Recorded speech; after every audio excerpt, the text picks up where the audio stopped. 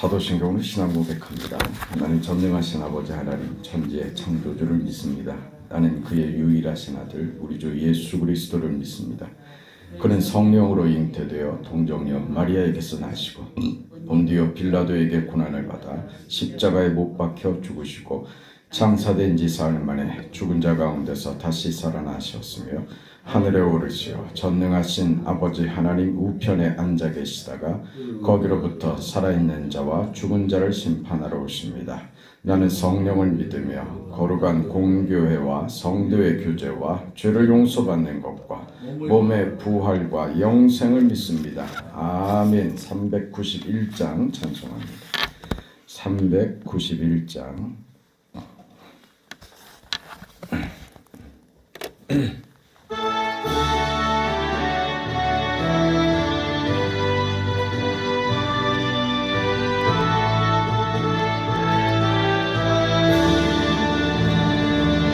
오 놀라운 구세주 예수 내 주 참 능력의 주시로다.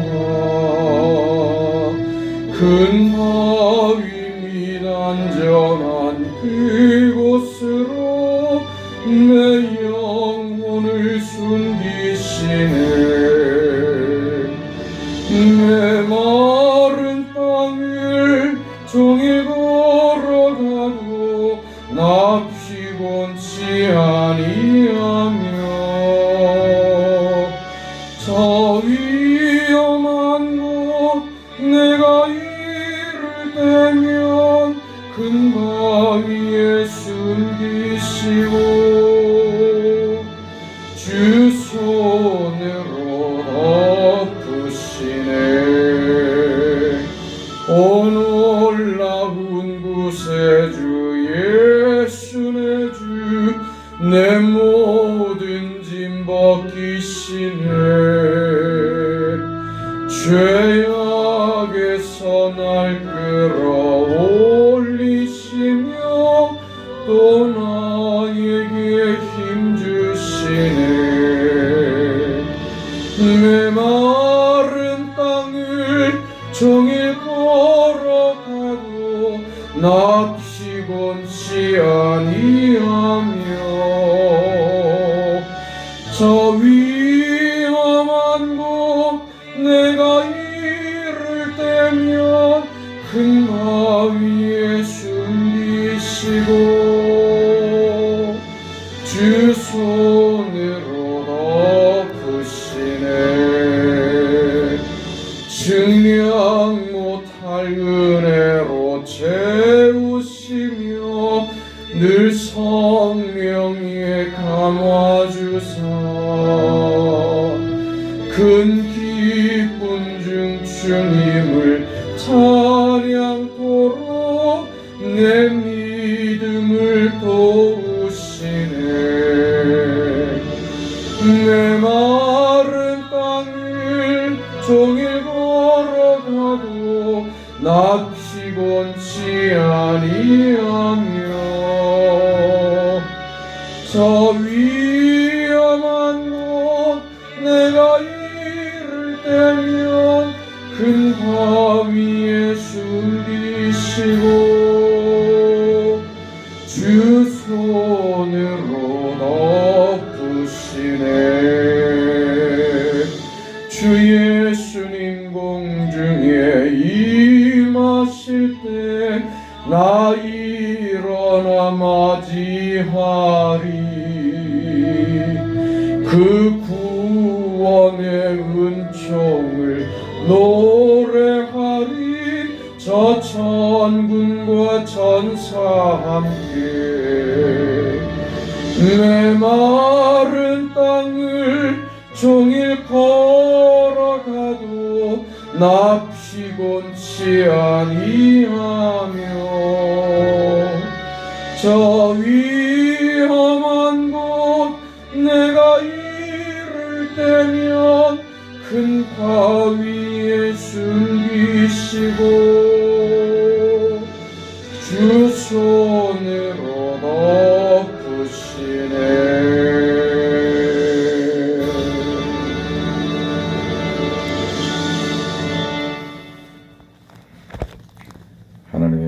사도행전 3장 1절에서 10절까지 말씀. 사도행전 3장 1절에서 10절까지.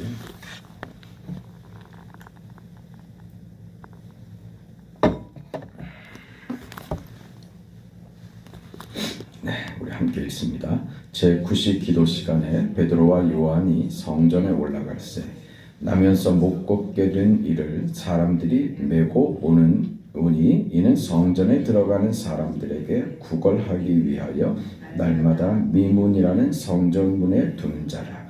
그가 베드로와 요한이 성전에 들어가려 함을 보고 구걸하거늘 베드로가 요한과 더불어 주목하여 이르되 우리를 보라 하니 그가 그들에게서 무엇을 얻을까 하여 바라보거늘 베드로가 이르되 은과 금은 내게 없거니와 내게 있는 이것을 내게 주노니 나사렛 예수 그리스도의 이름으로 일어나 걸으라 하고 오른손을 잡아 일으키니 발과 발목이 곧 힘을 얻고 뛰어 서서 걸으며 그들과 함께 성전으로 들어가면서 걷기도 하고 뛰기도 하며 하나님을 찬송하니 모든 백성이 그 걷는 것과 하나님을 찬송함을 보고 그가 본래 성전 미문에 앉아 구걸하던 사람인 줄 알고 그에게 일어난 일로 인하여 심히 놀랍게 여기며 놀라니라. 아멘.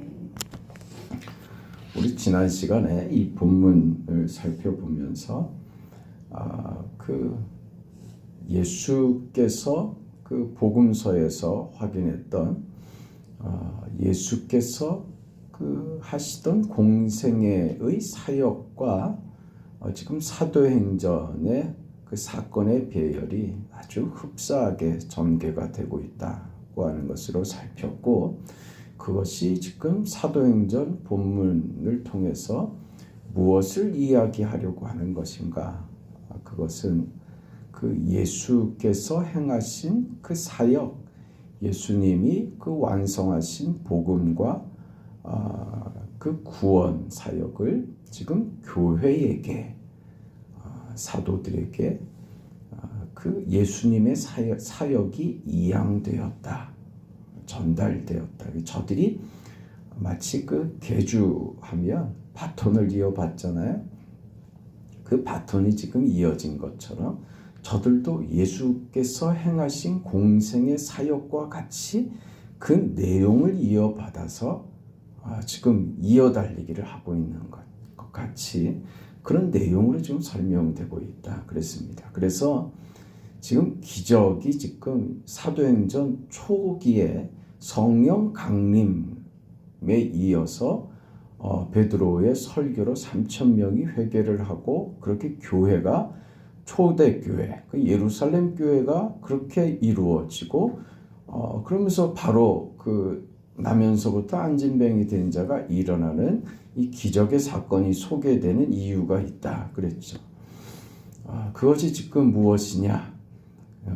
그게 그 말씀드린 대로 교회에게 그리스도의 사역이 이양되었다. 그 사역이 이양되었다는 말은 구체적으로 그 내용이 무엇이냐? 교회가 예수께서 이루신 복음 사역에 대한 책임을 받게 됐다.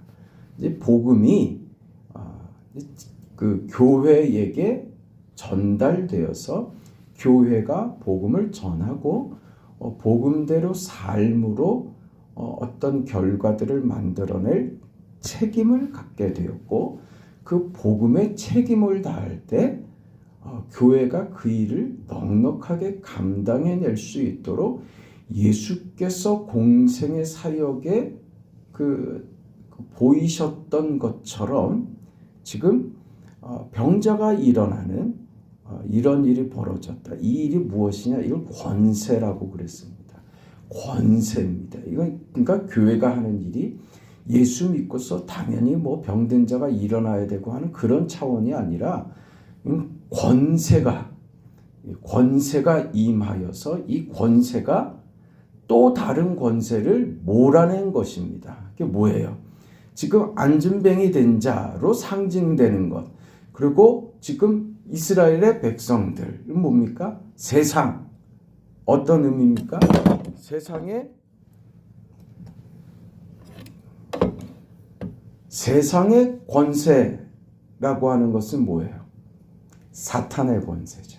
그러니까 어둠의 권세 아래에 있는, 그래서 사망의 권세, 어둠의 권세, 절망의 권세, 이 사탄의 권세 아래에 있는 세상 사람들에게 저들이 책임 맡은 복음이 전파될 때 예수께서 빛으로 세상에 오시자 어둠이 그 자리를 쫓겨나는 것처럼 옮겨지는 것이죠. 그러니까 저들을 쫓아내는 데 의미가 있는 것이 아니라 빛이 들어가면 자연적인 현상으로 그 어둠이 물러난다는 거죠. 자연스럽게 그런다는 것이죠. 그러니까 교회가 받은 권세가 무엇이냐? 이것이다. 복음을 가지고 교회가 들어가는 곳에 사망의 권세가 쫓겨나가고 그곳에 구원과 복음의 권세로 지배하는 인생이 되어버리는, 그게 교회가 받은 권세다.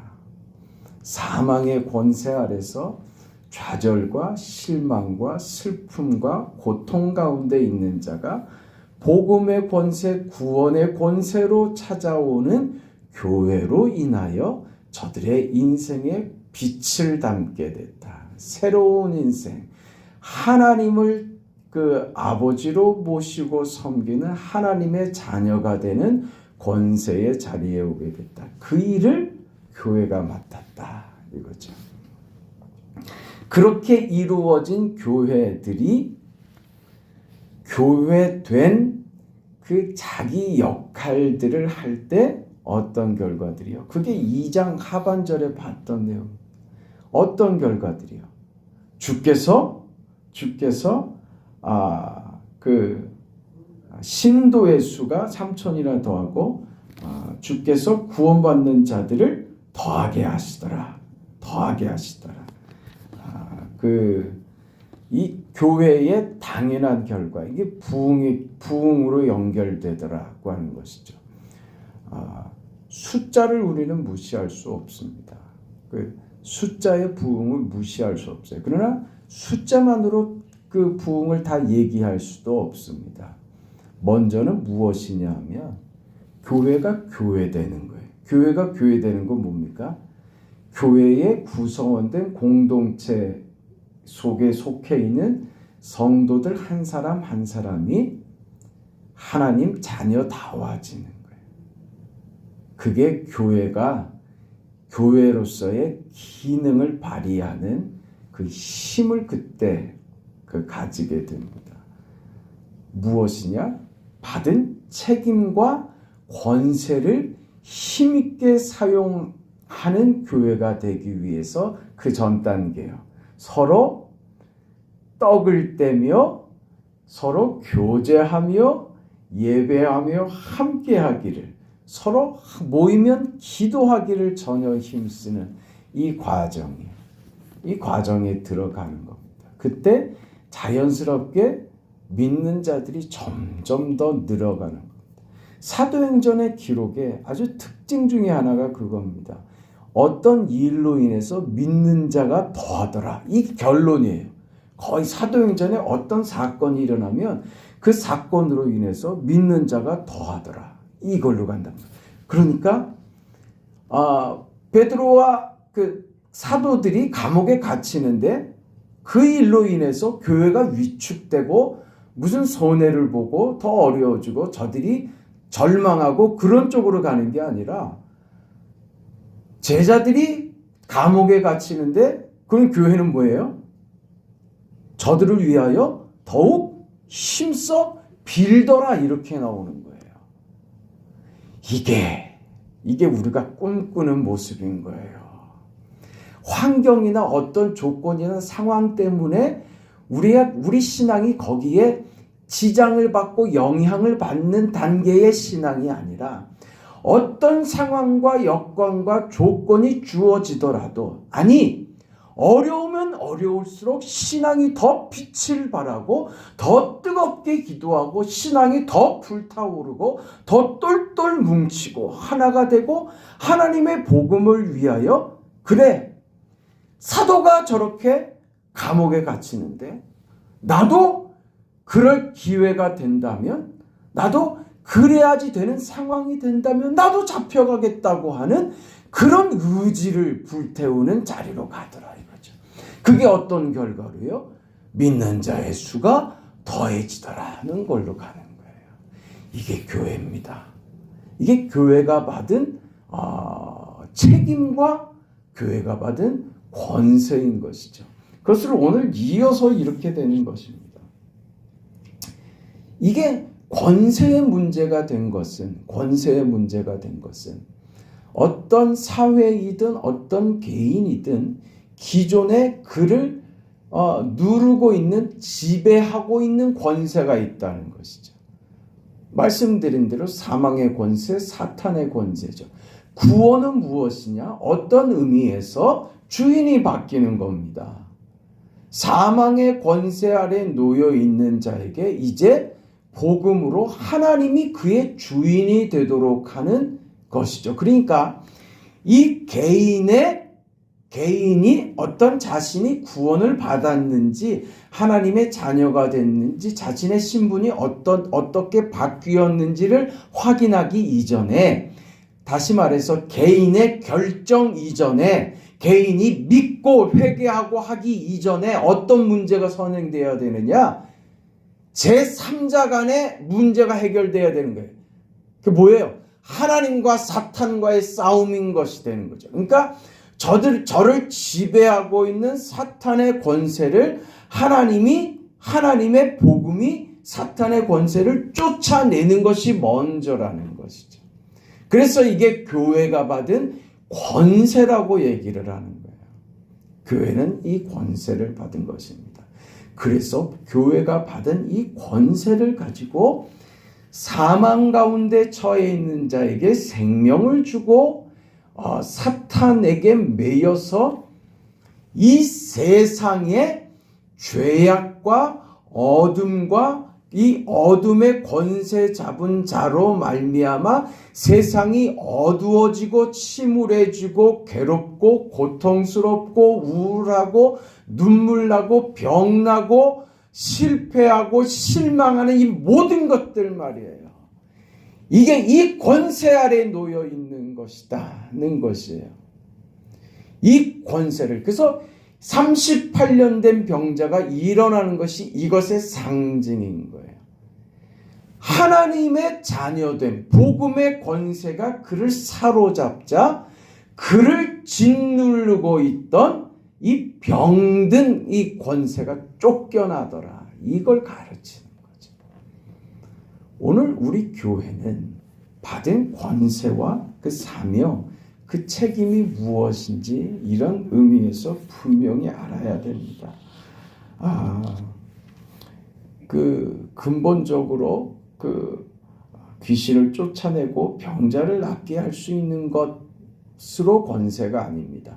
그건 이런 일이 나타나는 어떤 현상인 것이지 그걸로 목적하지는 않습니다. 복음이 이걸 목적하지 않는다고요. 우리 구원, 이 복음은 궁극적인 목적이 어디 있어요? 구원받아 하나님의 자녀가 되고 천국 가는 게 목적이죠. 그리고 이 땅에서는요, 어떤 상황이든 어떤 조건이든 믿는 자답게 살아라. 하나님의 자녀된 자답게 살아라.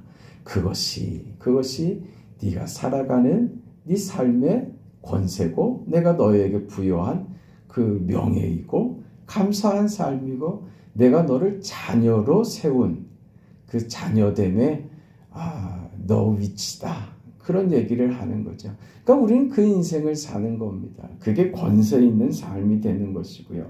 그래서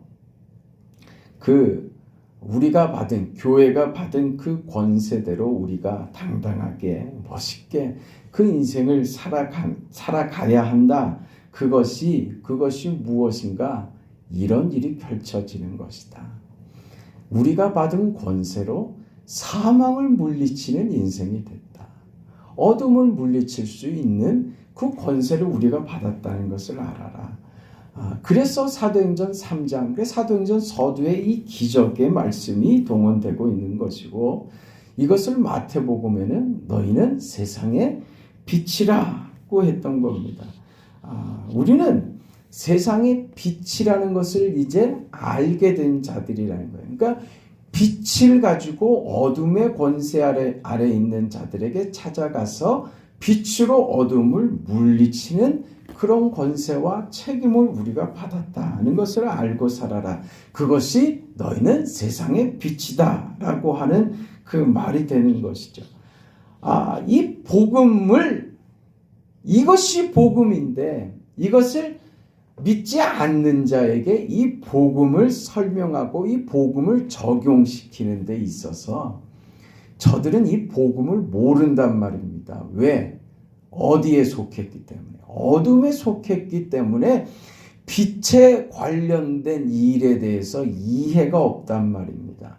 그래서 어떤 경우에 하나님께서 이런 방법을 동원하시기도 하는 것이죠. 어떤 우리가 전도하는데 그런 방법을 쓸 수 있는 거예요. 그래서 복음이 그것은 아닙니다. 복음이 병 낫게 하는 것이나 복음이 슬프고 위로하면 교회 와서 성도들 있으니까 서로 위로가 되고 교제할 수 있다. 그게 복음은 아니죠. 목적은 아니지만 그걸 사용하지 말라는 법도 없는 거예요. 그 세상에 있는 자를, 어둠에 있는 자를 교회 안으로 일단 데려오기 위해서는 다 쓸 수 있는 것이죠. 쓰고 와서 뭘 전해요? 복음의 내용을 전하는 것이죠. 그렇게 쓸 수는 있습니다. 하나님의 은혜를 구해보자고, 그 인생이 힘들고 실패하고 낙담하고 있는 자에게 그 세상 일로 안 되니까 하나님께 한번 가보자. 그럴 수 있는 거예요. 그렇게 해서 복음이 전해져서 믿지 않는 자에게 이게 어떤 방법이 돼서 하나님의 복음이 전해지고 구원 얻는 일도 있을 수 있습니다. 그러나 그것이 본질은 아니다는 것을 우리가 알고 있어야 되는 거예요. 그렇기 때문에 우리는 이런 어둠의 세상으로 들어가서 그 안에서 빛의 소임을 하고 세상의 소금된 역할을 하는 것이죠. 그 세상은 악한 세상입니다. 세상에 한 사람 한 사람이 악인들이고 저들이 그 못된 마귀 같은 자들이고 하는 의미에서가 아니라 세상이 악하다는 것은 세상은 하나님의 편이 아니다 그 말입니다. 그리고 세상에 속해 있는 자들은 어둠에 속해 있지, 사탄에 속해 있지 하나님께 속해 있지 않기 때문에 악하다고 하는 것입니다. 그러니까 우리가 복음을 가지고 믿는 자 된 우리가 그들 안에서 소금이 되고 빛이 되는 것은 어떤 저항에 부딪힌다고요. 그럴 수밖에 없는 거예요. 왜? 다르니까. 그런데 여러분, 하나님께서 우리에게 빛이 되고 소금이 되라고 요구하시는 것은 그걸 감내하라는 거죠. 그렇죠? 소금은 뭡니까? 녹아야죠. 그래야 맛을 내죠. 우리가 그 속에, 악한 세상 속에 들어가서 녹아져야 되는 것입니다. 그게 어렵죠. 손해보는 일이죠. 사람들과 부딪힐 때 양보하는 것이죠. 내가 잘못하지 않고 상대가 잘못했는데 내가 미안합니다. 이래야 되는 거예요. 이 손해보는 자리를 감수하는 거죠. 그게 소금이 되고 빛이 되는 것이죠. 저 사람은 나하고 다른 거지. 그게 우리의 역할들인 것입니다. 이게 사실은 굉장히 부드럽고 그 사회 속에서, 그 세상 속에서 우리가 뭐 유연하고 아주 뭐 따뜻하고 그 내용상으로는 그렇습니다만 사실은 그 행위가 대단히 치열한 겁니다. 세상 속에서 싸우는 거죠. 내가 죽어야 되는 싸움인 것이죠. 이거 어렵죠. 하고 싶지 않죠. 교회 안에서 예수 믿고 말씀 듣고 찬송하고 기도하고 하면서 어떤 내가 하나님의 자녀 됐다는 거 확인하고 돌아가서는 저들보다 더 악랄해지지 않으면 살아갈 수 없어. 이 엉뚱한 개념을 가지고 세상 속에서 산단 말입니다. 그러니까 달라지는 게 전혀 없죠. 이게 안 되면 안 돼요. 이게 달라져야 됩니다. 저들과 달라진 그게 빛이 되고 소금이 되는 거죠. 이게 교회가 받은, 오늘 성도된 우리가 받은 책임이며 권세인 거예요. 빛으로 소금으로서 그런 것이죠. 그래서 우리는 세상 속에서 한 사람 한 사람을 상대하는 우리의 자세가 그걸로 되는 거예요. 우리의 다름이 오늘 베드로가 이야기하는 것처럼 뭘로요? 나는 은과 금을 구하는 사람이 아니다. 나는 은과 금을 구하는 인생, 은과 금으로 만족하는 인생이 아닙니다. 나는 당신과 다른 인생을 삽니다. 이게 전쟁인 거예요. 그걸 보이는 거예요. 이거 쉽지 않습니다. 쉽지 않습니다. 돈이 있으면 편하죠. 얼마나 편합니까? 그 있는 재물을 가지고 복음을 위해서 사용하면 정말 폼납니다. 얼마나 좋아요. 그런 의미에서 여러분 돈 달라고 하세요. 하나님 좀 넉넉한 거 주셔서 그 넉넉함으로 복음을 위해서 좀 마음껏 쓰고 세상 사람 전도하는데 귀하게 쓸 수 있도록 그 하나님 기뻐하시지 않겠어요? 그렇죠? 그러나 은과 금으로 산다는 건 다른 차원이에요. 은과 금이 나의 의지가 되고 내가 그것으로 만족하고 그거 없이는 난 살아갈 수 없다고, 난 힘들어서 난 그런 인생 살기 싫다고 하는 마음이라면 은과 금이 자신의 주인이 되는 거죠. 나는 그런 인생 아니다라는 것이 뭐예요? 소금이고 빛인 거예요. 나는 무슨 인생이다? 나는 이것을 가지고 산다. 나는 이것만 구하는 인생이다. 내가 받은 권세다. 나는 이 권세를 누리는 자이며 나는 이 권세만 구하는 자이고 이 권세로 나는 내 인생이 행복하고 즐겁고 만족스럽고 더할 수 없는 기쁨으로 살아간다. 내가 받은 권세는 내게 있는 예수 그리스도의 이름이다. 이건 거죠. 교회가 받은 권세인 것입니다. 우린 이걸로 삽니다. 예수로 삽니다. 예수로 삽니다. 세상에 어떤 걸로도 우리는 만족하지 않습니다. 예수님만으로 만족합니다.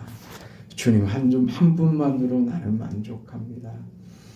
하나님 내 인생에 찾아오셔서 내 인생의 주인이 되어주시고 내 인생의 도움이 되어주시며 갈 길이 되어주시고 내 인생의 향방을 주장하시는 나침판이 되어주세요. 그래서 내 인생이 주님 한 분만으로 만족하는 인생으로 그렇게 하나님의 자녀다운 인생으로 부끄럽지 않게 그렇게 그렇게 살고 싶습니다. 이게 우리의 기도가 되고 이렇게 살아내는 우리 모두의 인생이 되시기를 주의 이름으로 축원합니다. 거룩하시고 자비하신 하나님 은혜와 사랑 감사합니다. 우리에게 허락하신 이 구원과 이 믿음과 오늘 우리에게 허락하신 책임과 이 권세가 상상할 수도 없이 큰 것이며 우리 인생의 전부이며 내가 살아갈 이유가 되고 내가 존재하는 나를 존재케 하는 목적과 내가 살아갈 힘이 되며 생명이 됨을 고백하며 감사드립니다. 이런 교회가 되게 하여 주시옵소서. 이 권세가 세상으로 힘있게 사용되게 하여 주시옵소서. 우리 모두가 이 권세를 능력 있게 바라는 성도의 삶을 살아내게 하여 주시옵소서. 오늘 거룩한 주일입니다. 오늘 예배 위에 함께해 주시고 하나님께서 크신 은혜로 채워주시고 우리 모두에게 긍휼과 자비를 베풀어 주시옵소서. 하나님만 홀로 영광 받아 주시옵소서. 새벽에 우리의 간구에 응답하시고 특별히 사랑하는 성도들, 병원에 입원 중에 있는 많은 성도들을 하나님께서 기억하시고 우리 손 집사님, 우리 심성희 성도님 주께서 기억하여 주시고 하나님의 특별하신 은혜와 주님의 손길이 필요하며 정말 하나님 기적이 필요한 순간입니다. 저들에게 하나님께서 기적을 베풀어 주시옵소서. 주님의 피 묻은 손으로 만져주시고 찾아가 주시고 하나님께서 뼈가 굳게 하시고 모자란 부분들이 채워지게 하시고 근육들이 힘을 얻어서 하나님의 기적이 나면서부터 앉은뱅이 된 자를 그를 억누르고 있었던 그 질병의 권세, 어둠의 권세를 물리쳐 주셨던 것처럼 간절히 바라옵기는 저들을 하나님의 자녀 삼아 영적으로 구원하시고 천국 백성이 되게 하신 건 너무나도 감사하고 고맙고 더 바랄 것이 없이 고마운 일이지만 하나님 이 땅을 살아가는 인생이기에 아버지의 은혜와 긍휼하심을 구합니다. 아버지께서 저들을 불쌍히 여기셔서 회복되는 권능과 고쳐지는 기적을 하나님께서 허락하시옵소서. 고령에 있는 우리 많은 성도들이 그 살아온 세월의 무게로 힘이 들고 어렵고 작은 병에도 너무 힘들어하고 거동도 힘들고 기력도 쇠해지고 마음도 약해지는 우리 성도들, 우리 할머니들을 하나님께서 기억하여 주시고 하나님 예수 믿는 동안 주님이 오시는 그때까지 건강에 어려움 없이 예배생활 잘할 수 있도록 거동하고 사는데 불편함이 없도록 저들의 육신과 마음과 영혼까지 만지시고 위로하시고 붙들어 주시옵소서. 예수님 이름으로 기도합니다. 아멘. 하늘에 계신 우리 아버지여 이름이 거룩히 여김을 받으시오며 나라가 임하시오며 뜻이 하늘에서 이루어진 것 같이 땅에서도 이루어지이다. 오늘 우리에게 일용할 양식을 주시옵고 우리가 우리에게 죄 지은 자를 사하여 준 것 같이 우리 죄를 사하여 주시옵고 우리를 시험에 들게 하지 마시옵고 다만 악에서 구하시옵소서. 나라와 권세와 영광이 아버지께 영원히 있사옵나이다. 아멘.